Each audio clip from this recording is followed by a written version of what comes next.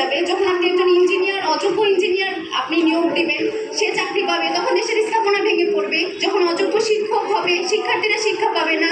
অযোগ্যরা যখন দেশের বড় বড় জায়গায় যাবে, দেশ দুর্নীতিতে ভরে যাবে, তারা সঠিক সিদ্ধান্ত নিতে পারবে না, দেশ নষ্ট হয়ে যাবে, দেশ স্বৈরাচারে ভরে যাবে। আমি যদি প্রথমে কোটার সংজ্ঞায় যাই, কোটা হচ্ছে যারা অনগ্রসর জনগোষ্ঠী তাদের জন্য। স্বাধীনতার 53 বছরে এসে মুক্তিযোদ্ধার পরিবার বা তাদের নাতি নাতনিরা অনগ্রসর জনগোষ্ঠীর আওতায় পড়ে না যে তাদের কোটা প্রয়োজন হচ্ছে। স্বাধীনতার 53 বছরে মুক্তিযুদ্ধের পরিবারকে এই 53 বছরে যত ধরনের সুযোগ সুবিধা দেওয়া হয়েছে, এরপরে কোনোভাবেই মুক্তিযোদ্ধার পরিবার অনগ্রসর নয় যে তাদের কোটার প্রয়োজন হবে। কিন্তু বললাম, প্রধানমন্ত্রী আমাদেরকে হাইকোর্ট দেখাচ্ছেন, আমরা প্রধানমন্ত্রীকে সংবিধান দেখাচ্ছি।